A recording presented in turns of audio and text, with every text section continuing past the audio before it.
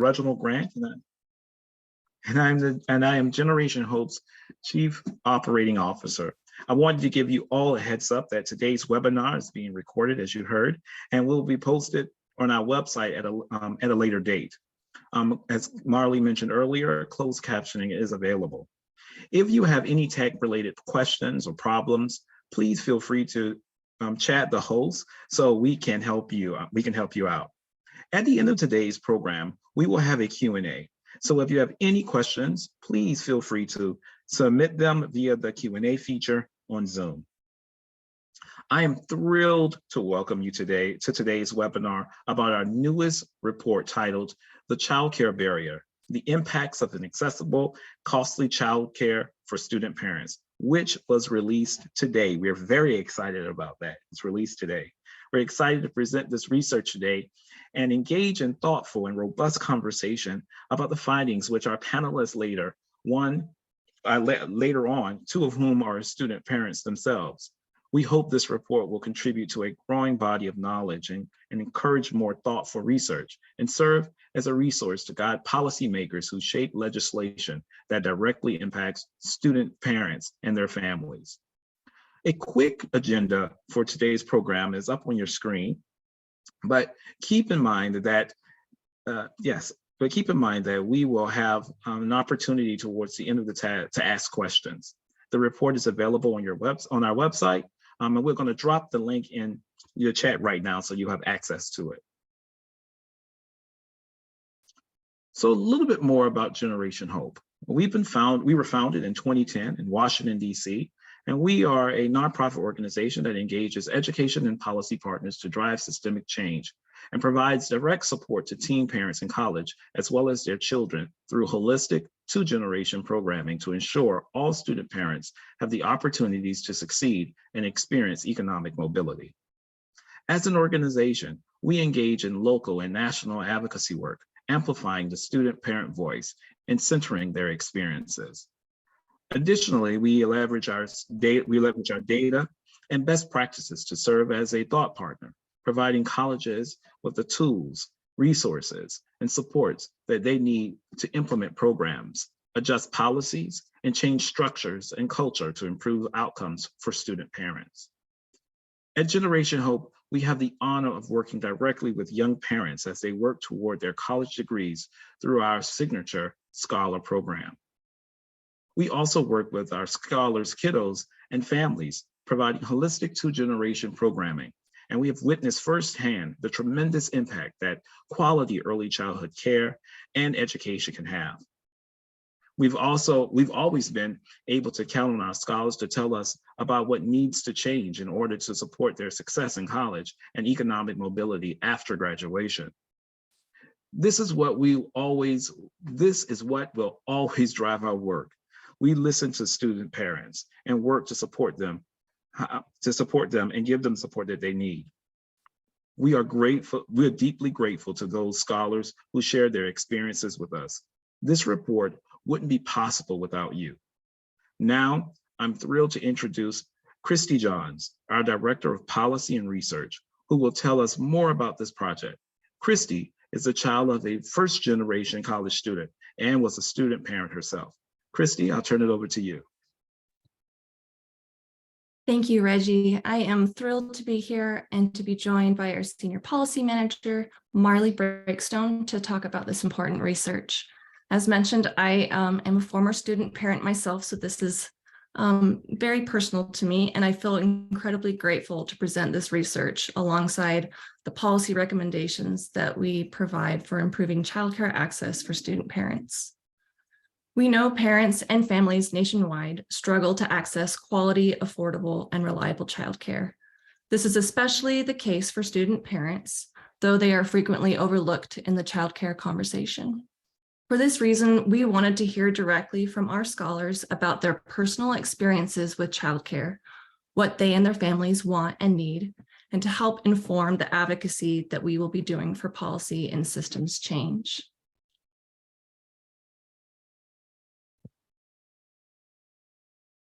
In December of 2022, we surveyed Generation Hope's current 140 student parent scholars in an effort to better understand their childcare needs and experiences. The insights shared in this report reflect the responses of 65 student parents who are attending 19 colleges and universities within the DC metro area. All of the participants are current or former teen parents and are enrolled as undergraduate students at their post-secondary institutions. I also want to take a moment to point out that while this survey produced invaluable insights into the childcare needs of Generation Hope scholars and unveiled many common experiences across the student parent population, due to the small sample size and niche population, the findings do not provide statistical significance, nor do they function as a representative data set for the broader population of student parents. There is so much research that needs to be done on this topic on a larger scale, and we sincerely hope that this in-depth look into this research with our student parent scholars can help function as a catalyst for further research, and are excited to walk through policy recommendations derived from this data.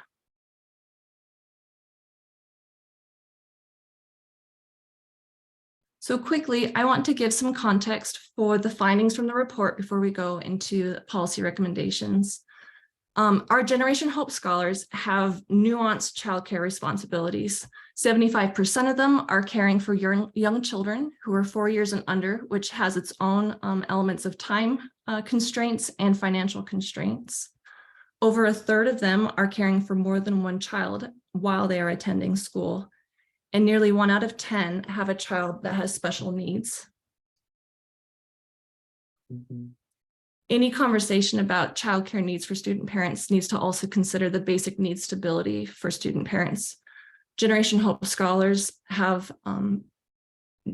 are struggling for basic need stability on multiple fronts. 82% of them reported that they had an annual household income below $30,000, and 85% of them indicated that they were relying on some form of public assistance, in many cases, multiple forms.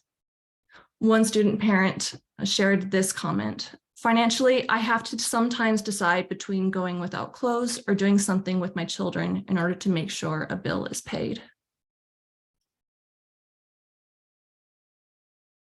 You can see here when they were reported on different aspects of basic needs stability, financial stability and childcare stability were two of the most difficult areas where student parents were needing support. Another quote that a student parent shared in this, they stated, "Not having steady employment to be able to provide for my family led to poor performance in my courses. I had to pivot to survival mode. My courses were the last thing on my mind because I knew I needed to find help for my family. There were times where I lost focus, failed classes, and wanted to quit college altogether so we could survive. If I had affordable childcare, life would be easier." Generation Hope scholars and student parents across the board are experiencing significant time poverty. From our respondents, 83% are spending 20+ hours a week personally providing care for their children.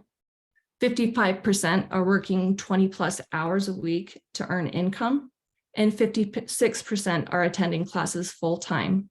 1 out of 4 of our scholars were doing all 3 of these at the same time.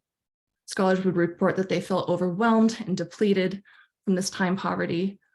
And around 80% of our scholars indicated that doing all I have to do as a parent often leaves me exhausted. Findings from our report also showed that higher education institutions are not currently supporting the scholars' childcare needs. 92% of the respondents either did not have access to or were unaware of on-campus childcare options for them. 78% of the respondents wished that their campuses were doing more to support their childcare needs. And when indicating how they were having support and help with their childcare, 71% of the respondents indicated that they rely on informal and/or unpaid childcare to support them, which could include family, friends, neighbors, or public school programs. One quote that a student parent scholar shared that I feel like really highlights the need for campuses to help support states, Sometimes I wish I could have taken my child to my college with me, but since they don't allow kids on my college, I'm not able to take him.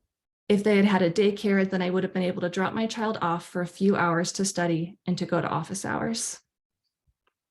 Given that 95% of our scholars who responded were students of color, this report also elucidates key factors that reinforce disparities in childcare support and post-secondary attainment for Black and Latinx students, families, and communities. It is imperative that policies and practices for this population are viewed and implemented from a racial equity and justice perspective. I'll now pass the mic to Marley Breakstone, our Senior Policy Manager, to tell you more about our policy recommendations. Thank you.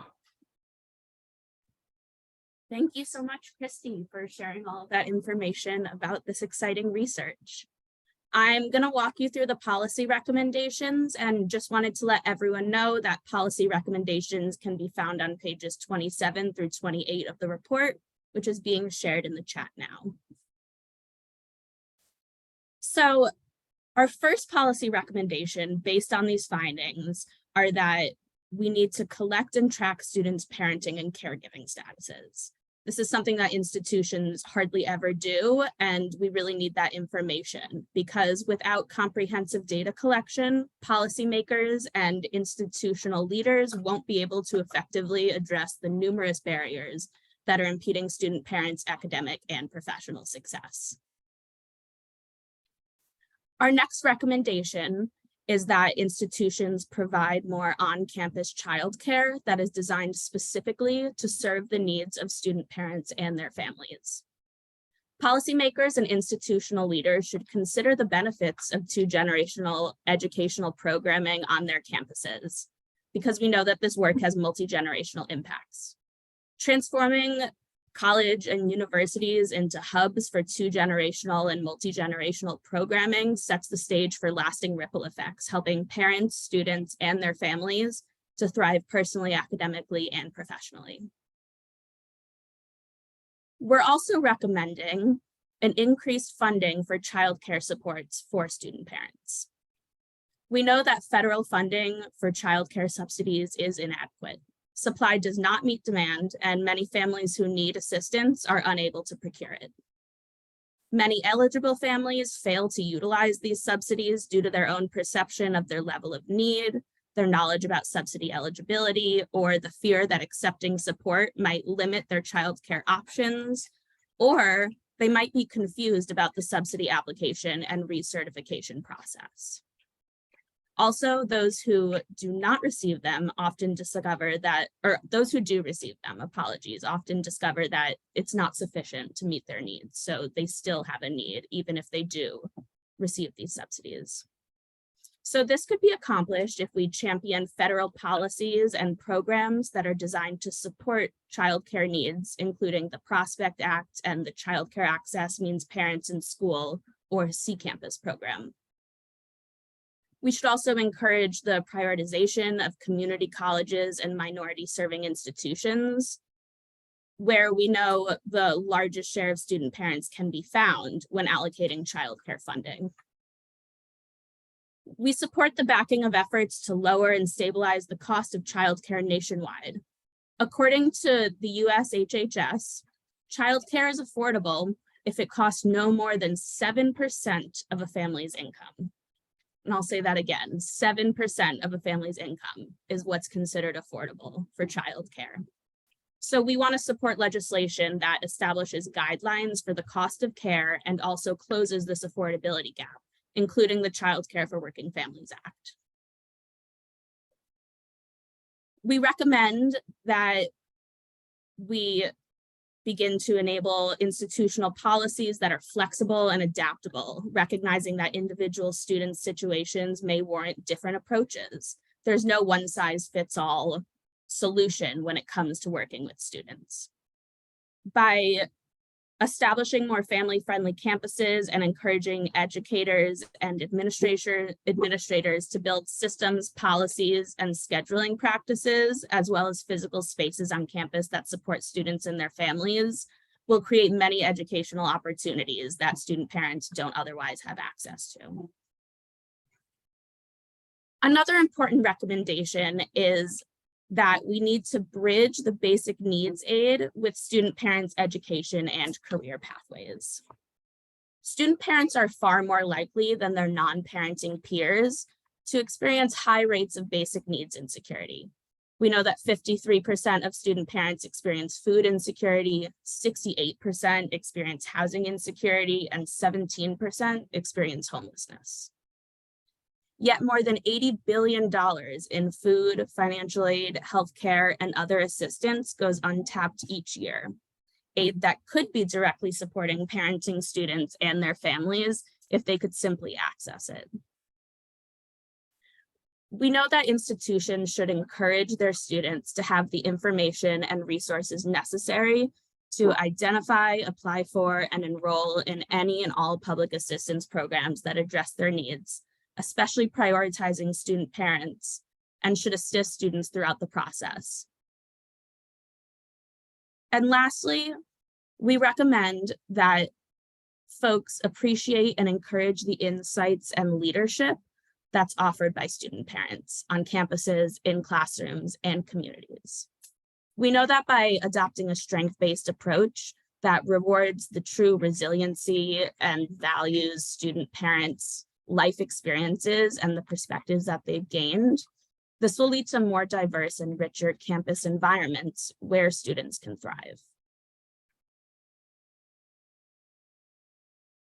So now that we've presented the research and talked a bit about our policy recommendations, I'd like to shift into a conversation with some student parents, as well as an expert on childcare policy to learn about their firsthand experiences with childcare and what they think about this exciting new report.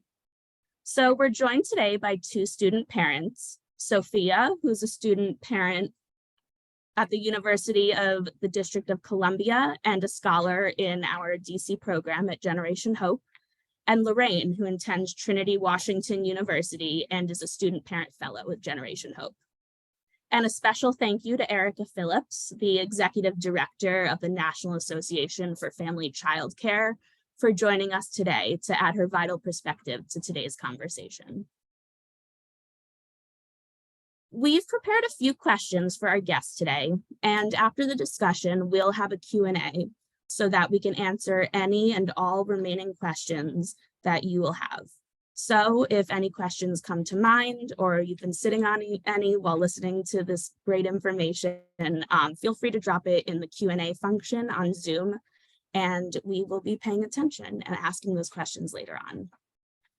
So to kick us off, Sophia, Lorraine, and Erica, can you each just briefly tell us how many children you have, if applicable, if you were a student, when you had them, their ages, if you're comfortable, and what kind of childcare you currently use? And Erica, you can introduce yourself with your accolades at your organization, of course. But let's, well, thank you. My name is Lorraine. I'm a student parent here at Trinity University. I have an amazing 8-year-old. His name is Caden. And I am one and done because wow. What else were we supposed to answer? What type of childcare you have experience using? What type of childcare? I have gone down all options of childcare. I've used family. I have used a church facility. I have used a regular daycare center. And now currently, we really don't have childcare. It's just me.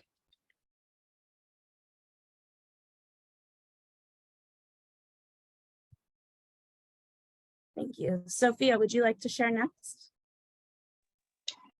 Yes, so my name is Sophia. I have a 1.5-year-old little boy named Jermaine, and I'm a student at the University of the District of Columbia. And right now for childcare, what it looks like for me is my son goes to a daycare center right now, but I have also used just very recently, before he's gotten into the daycare center, family and friends.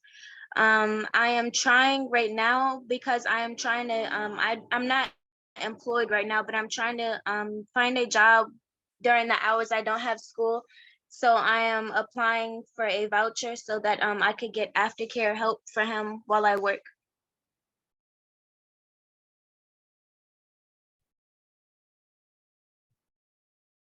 And Erica, can you briefly introduce yourself? Good afternoon or good morning, depending on where you are at. My name is Erica Phillips. I'm the Executive Director for the National Association for Family Child Care. We are a advocacy organization that supports home-based child care educators all across the country. And I just want to say thank you to Generation Hope for shedding light on this incredibly important topic, which is student parents and their child care needs. And I'm so excited to be here with Lorraine and Sophia. And I have a 4-year-old too. I'm not a student parent, but this is also personal to me. I will say, my mother had me while she was going through school, and because of some of the challenges with childcare, she eventually ended up being a Head Start teacher and working in early education. So that is, one of the things that we all do to make things work, but it's an incredibly important personal topic to me too. Great, thank you so much for introducing yourselves and for joining us here today for this very important conversation. So to start off, I would love for all three of you to answer this question, but in just 1 or 2 words, maybe 3, what comes to mind when you think about finding childcare for your family? I would say almost financially impossible.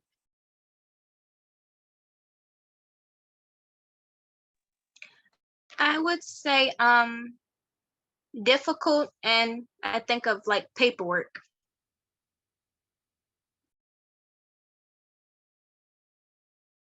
Do you want me to answer that? Okay. The 2 that I would say are survival and invisible, because it seems like we're doing it alone, or people who are struggling with childcare, it's alone, but it shouldn't be.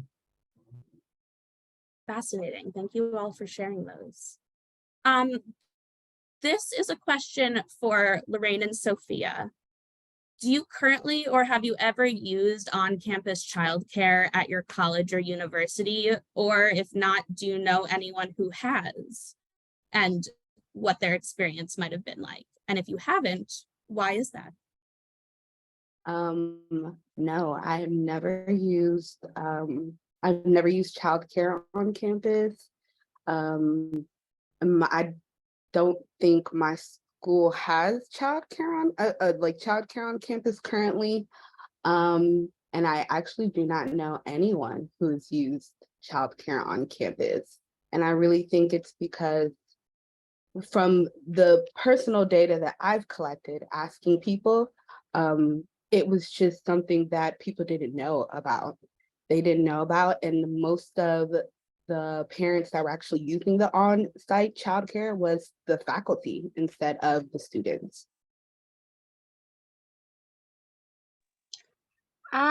For me, I've never used on-campus childcare. Like Lorraine said, I'm not even sure if my college offers it. It's not really, I mean, I'm a community college, but it's not really talked about much, like childcare and stuff like that. It's not really talked about much at my college. Thank you. So from your introductions, we learned that it's very common for folks to use more home-based childcare, family and friends, or other informal types of care. Erica, would you be able to speak a little bit about the role that home-based care plays in supporting student parents and what the state of home-based care is now as a general picture? Great, thank you for asking that question. And I just want to share, Lorraine and Sophia, thank you so much for sharing your experiences. That's very real. And for most parents, for many parents, it is often the informal arrangements before I dive into home-based childcare, is it okay if I lift up some of the overall challenges with the current childcare system? Absolutely. Okay, because I think they're absolutely connected, which is childcare is expensive. For dual income households, they're spending 15% or more of their pay. And for single income households, it's roughly 36% of their pay, which is well over the 7% benchmark that you talked about earlier. But that still doesn't cover the cost for childcare. So providers who are offering childcare are often paid very little. They're sort of absorbing the difference between what it costs and what parents are able to pay. The low wages result in about 20% of childcare workers working full-time, yet still living in poverty. And there are programs to help people pay for childcare like Head Start or vouchers, but it's not enough, and there are often long wait lists.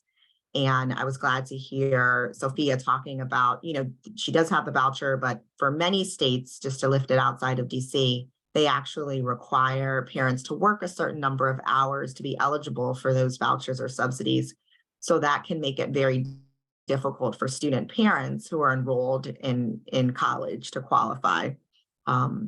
So the childcare market in so many different ways is not functional. It's not working for all parents, particularly, student parents, and it holds back caregivers, the educators who are doing this work and love caring for children, but have difficulty sort of having enough money for their own families, and really just is incredibly difficult for the entire economy. But you were asking about home-based childcare, which is also known as family childcare, is the most common setting for young children than any other childcare setting. And that includes licensed childcare programs that a provider opens up her home to care for small groups of children. It also includes family members or friends who provide care for young children, and family childcare educators disproportionately care for infants and toddlers and children from low-income families, families of color, and those living in rural communities. And they do because home-based childcare is what works best for a number of reasons. It could be that it's more accessible, or that the hours are available if you're somebody who needs care in the early morning or late evening or weekends. That's what is going to be, it's most likely going to be a home environment that they would be able to stay in. During the pandemic, we saw home-based childcare providers staying open at twice the rates of centers, just because they were able to be responsive to families who still needed to go to work and needed that care. The other thing about family childcare is it's really small, and children can stay there for multiple years. So there's that continuity of care. Siblings can remain together. There's also often linguistic and cultural continuity, because the family childcare programs are often rooted in the same community as the child's family. So home-based childcare both meets the essential needs for families and also can provide a very loving, nurturing environment for young children. Thank you so much for all of that information. It's really important that we think about the big picture and how this is nationally and how many people this issue really impacts, because we know that it's an important issue for student parents, but all parents need access to childcare. And as you said, all childcare workers deserve fair compensation for their work. So thank you so much for bringing that to light. This is a question for all three of you. But what factors do you consider when you're choosing your childcare provider? What's important in a childcare provider? Well, when I was, unfortunately for me with my childcare journey, I quickly realized that I was not going to be able to afford to commute to work, pay bills, pay childcare, pay for food, all of those things. So essentially, I maneuvered my whole career as to where I can be able to work from home. But when I was really searching for childcare, I wanted something close to work that I can easily cut out a lot of commuting time from. I wanted to feel really good energy when I walked into the location, right? I wanted to feel comfortable with the person who was going to be watching over my child.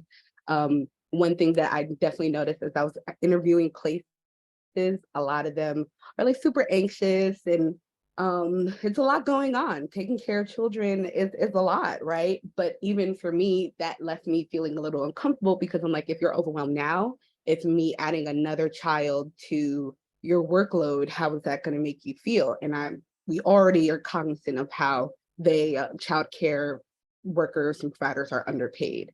So that was another thing that I really looked for. I always looked for also, you can quickly tell the difference from a daycare center that is being funded really well and one that is, not. And it's definitely heartbreaking because you go into those that are not as well funded and not as upkeep, especially like cleanliness wise. And most of the children there are children of color. And you go into these daycare centers where they have all of these activities and all of these things, and you mostly see white children there. And on top of that, you can't afford it. So it was just those little things that almost made the process just feel impossible, because it's like the good location that I want, I can't afford. The location that I know that I can probably afford, I don't feel comfortable sending my child there. So yeah, those were some of the things that I looked for. And while you were navigating that, who was there to support you? What was your system? Did it come from school or from your family or your friends? Where were you able to find help while navigating this? I mean, shout out to my dad. He definitely did his best, but I'm also a caretaker for my dad because he was in kidney failure. So it really was me, his father, unfortunately, was not as helpful as he should be. So it really got to a point where I would have to choose between going to work and taking care of my child. I couldn't do both. So yeah, it was really just me and my dad. Thank you so much for sharing that experience.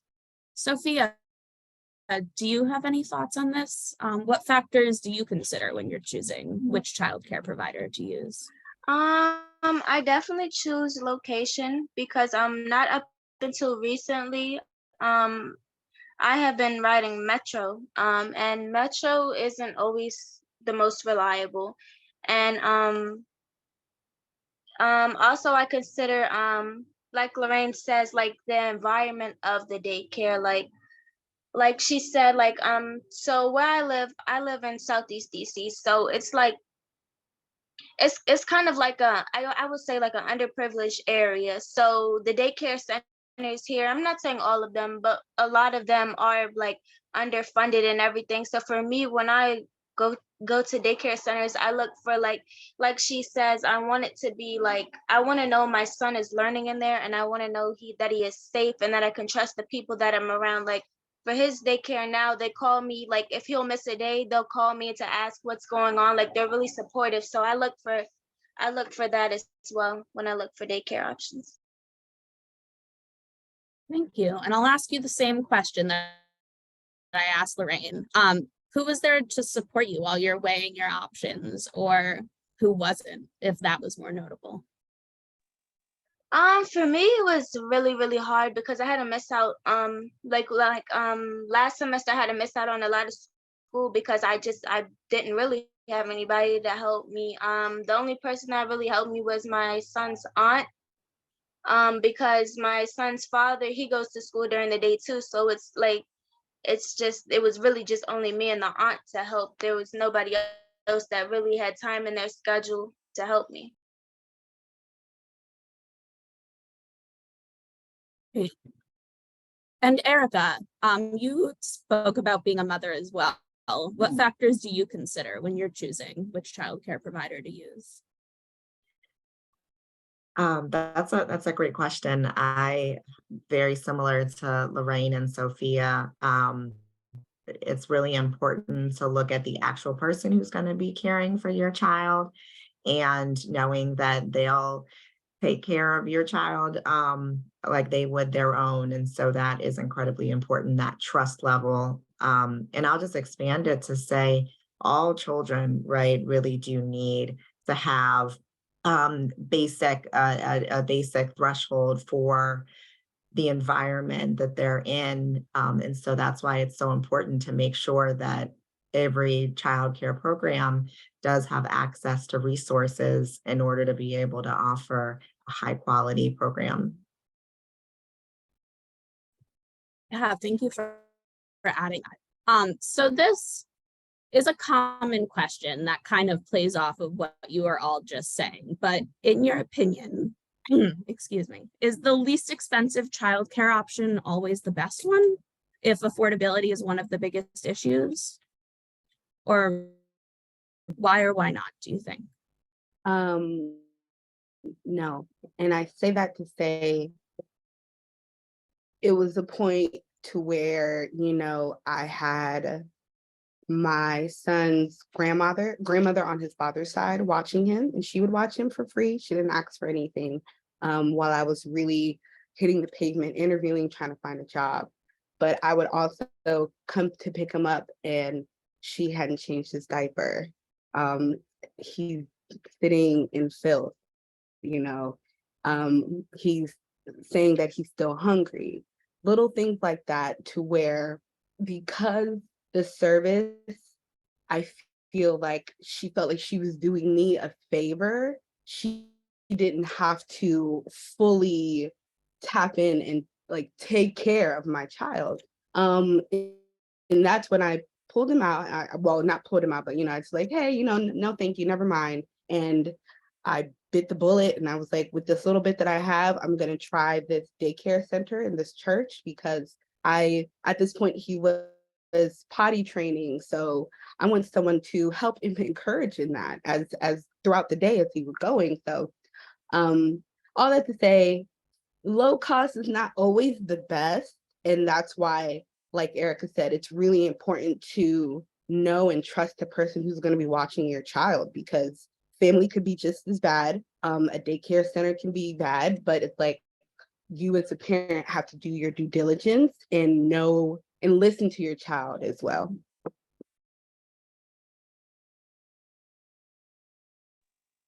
I agree with Lorraine.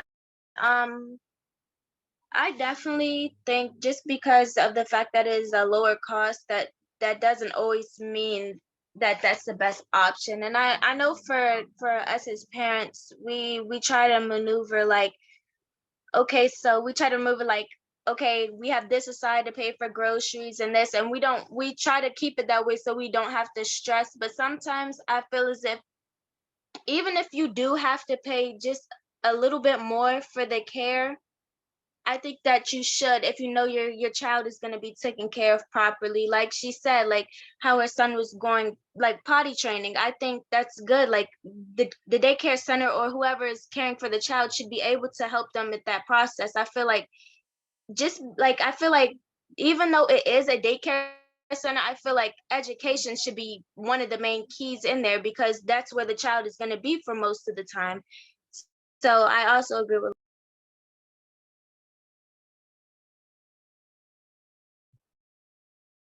Marley, do you want me to Yeah, if you have add any thoughts to anything add. on that?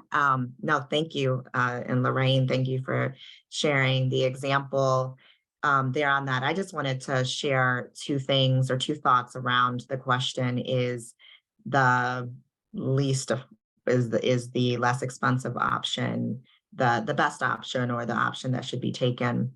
And I do think around childcare, our understanding of cost and value is very, very warped because of sort of this market that we're in for childcare. And what I would say about that, when I talk about family childcare and home-based childcare, I actually stop referring to it as affordable or the least expensive option.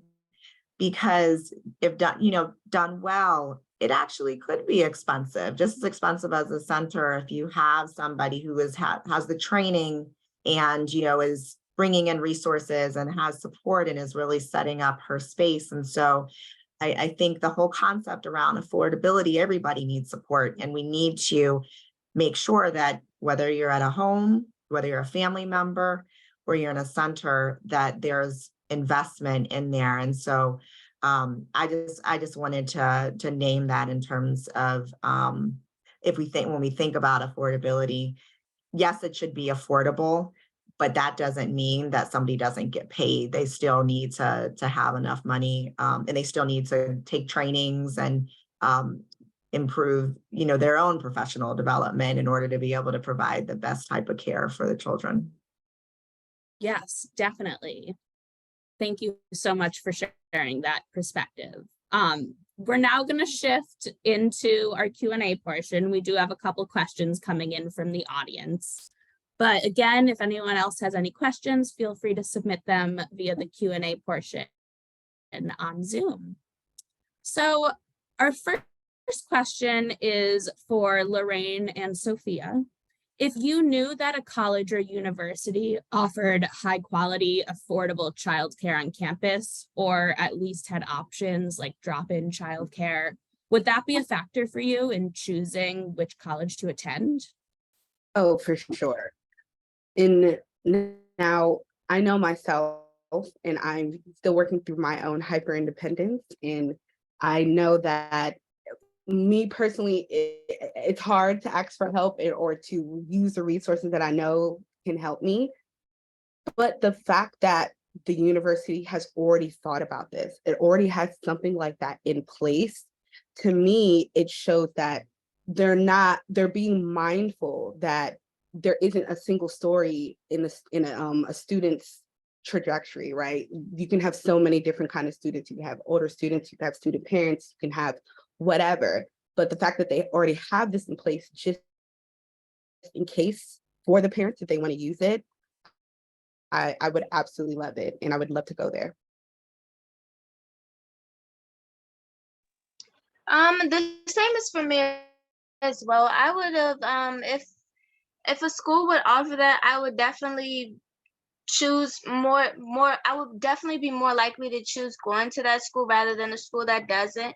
And I say that because yes, college is expensive whatever way you go. You're gonna have to, even if you do have scholarships, there still will be out of pocket expenses you'll have to take. So for me, I would say yes, definitely, because even if it would be more money to go to that school or whatever that would be, I would definitely choose it because it'll be more worth it in the long run. Absolutely, that convenience is very important. Because a lot of what you talked about were the logistical challenges of getting to childcare. So thank you so much for that thoughtful response. So a similar question, if you had a choice between home-based care and on-campus childcare, and they both cost exactly the same amount, which one do you think you would choose and why?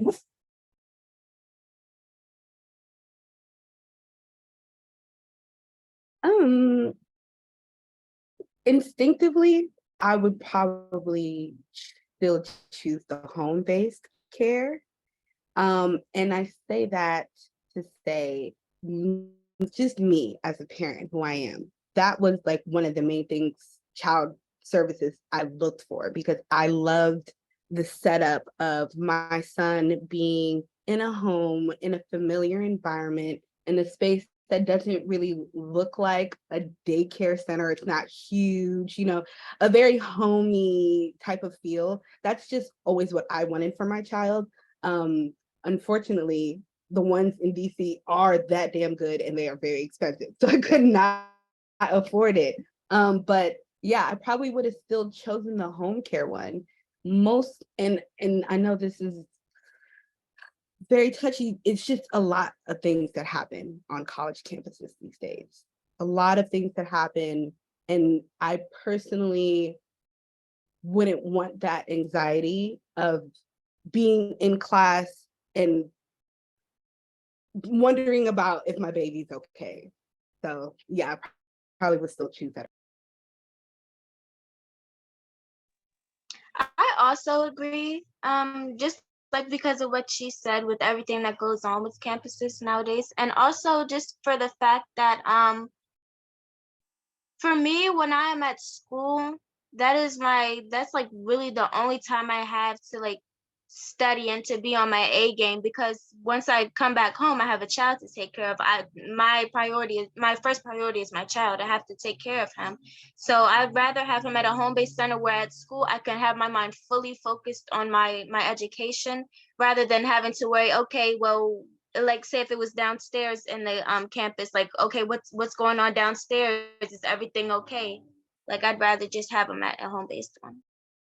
To follow up really quickly with that though, I love that we have the choice. If something ever was to happen, or we really had to quickly run onto campus and we had to drop off services, I would love the fact that I had that option.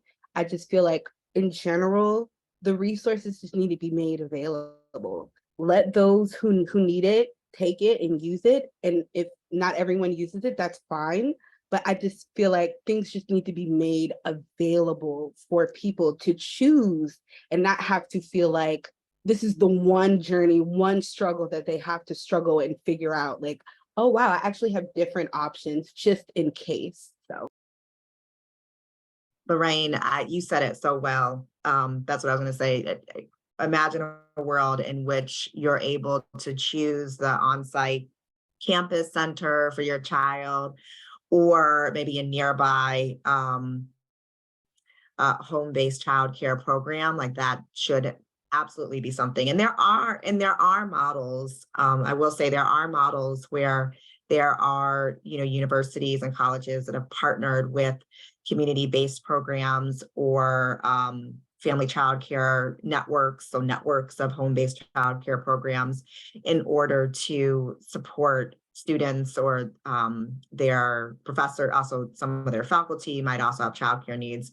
That was very shocking that none of the participants in the survey had used the on-site campus. And so it seems like just really understanding what people need is very important. And I would definitely encourage anybody who's thinking about this, how can you do it through mixed delivery, having different options? We're getting claps and hearts in the chat in response to that. So yes to all of that. Choice is important, autonomy is important, and you deserve access to what you need to succeed in school and succeed as a parent, full stop. So we got a question that's about a policy. So Erica, I would love for you to start talking about this. And then Lorraine and Sophia, if you have thoughts, please feel free to respond as well. But what is universal childcare, and how do you think it would impact the life of student parents? That is a great question. Different states can define that differently, but at the end of the day, that means that if you are a parent, regardless of your income status, regardless of your job work status, your child is entitled to have an early education experience. That's sort of at the basic idea what that would mean. And there might be some commitment, some financial commitment that families might have to make depending on their status or their income level. However, it does mean that any child would have access to childcare, to a quality early learning environment. And then the other part of your question was, can you restate the other part of your question? Yeah, how would universal childcare impact the lives of student parents? Right. Okay, great. So, it definitely is going to depend on the implementation. So the wonderful thing about universal childcare, which we do advocate for, is that it ensures that there will be more investment in childcare programs. And if we're able to have more investment, that means that more providers will come into the system and be able to offer childcare. There will be more robust supports. if there is a universal program.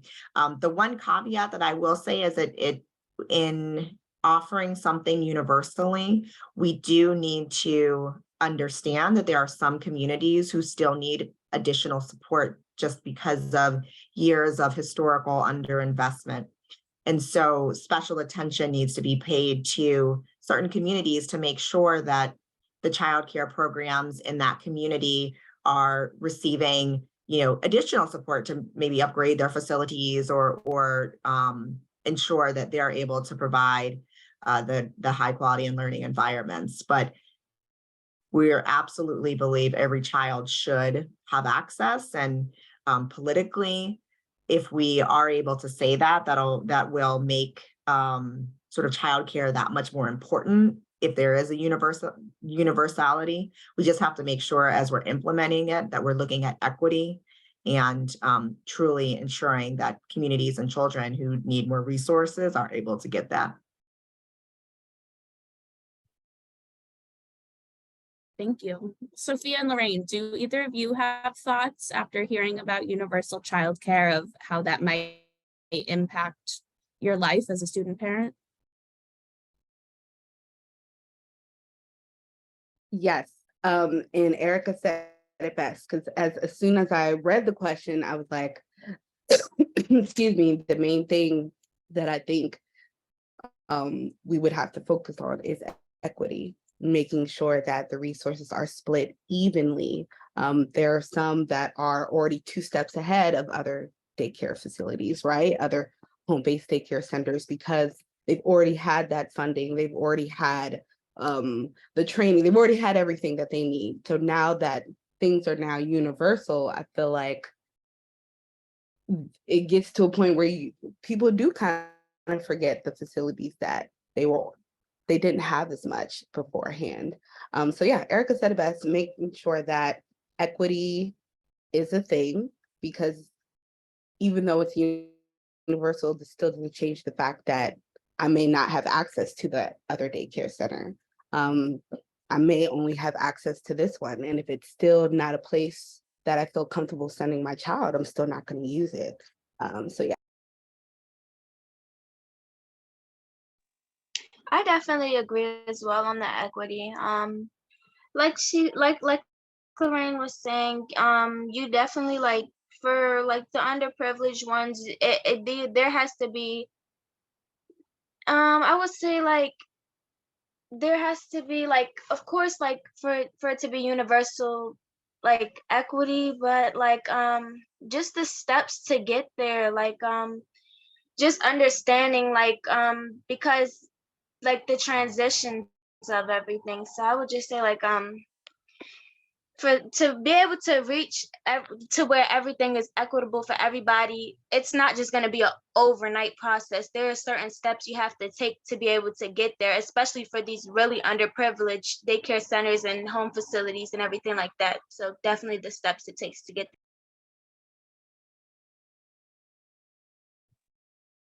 there. Thank you. And we have time for one more question, if we can all answer briefly. But Lorraine and Sophia, you have been asked about whether you share your status as a parent with professors or classmates or other folks on campus, why you might not choose to do so. And if you do, how is this met? Are professors understanding or flexible? What has been your experience with that? I am a very loud parent on campus. I'm bringing my kid to campus. We're walking through the halls. We're doing everything together. At first, no, I didn't share, honestly, because I didn't feel like I needed to. One thing about Trinity that I can say, and I told them before, our campus already feels very welcoming. And me being a parent coming here, it wasn't a problem in my mind. I just never thought it was going to have to interfere with the fact that I'm going to finish my classes here, period. So then when we started the Generation Hope Fellowship, that's when I really started getting louder, because I'm like, wait, I'm in class with in Zoom, and I'm seeing other mothers and their babies running back and forth in the background, and I'm seeing all of us in here.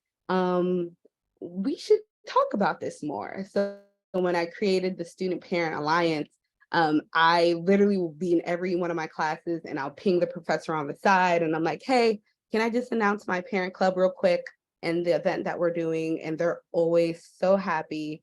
I mean, the first thing they say is like, Generation Hope, what's that? And I'm like, let me tell you about it. So yeah, it's been a really welcoming experience. I definitely want to encourage more parents. If you need to bring your child on campus, bring them. There's the policy is not saying anything against you having to bring your child on campus. They just don't want you to leave your child somewhere unattended. And I think reading our policy, especially Trinity, it can be very like, okay, so you just don't want my child at all. And it's like, no, I want to make sure that I'm encouraging the message, like, you can bring your child, just please don't leave them randomly somewhere and go somewhere else. So yes, I'm very, very loud now.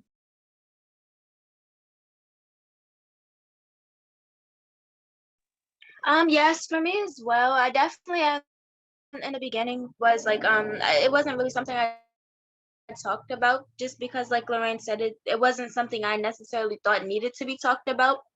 But now that I'm getting like further along with my classes and everything, I do communicate to my professors, like if I do have to miss out a day of school, I do communicate to them like exactly what is the reason why I'm missing out of school. Just like recently, it was recently, actually yesterday, I was supposed to have a test, but I couldn't make it because my baby is really sick right now. And I just emailed my professor and she understood right away, which was nice because I know not everybody has that experience with their professors where they are understanding about people's situations, but my professors are, and it is good to have that. At first, I didn't understand why, but it is very good to be able to have that communication and that level of understanding with your professor, because in the end, it benefits you more as a student. You're able to, instead of me not mentioning nothing to her and just missing it, and now that I told her, I can retake my test next week when I go back instead of just missing it and missing out on the grade. Yes, and I'm so impressed by both of your self-advocacy and really proud of the work that you're doing and being yourself and being great parents and speaking up on campus. So that's all the time we have for today's conversation. But I wanted to thank everyone for being here and being excited about this research. I also wanted to thank our lovely speakers for engaging in this conversation.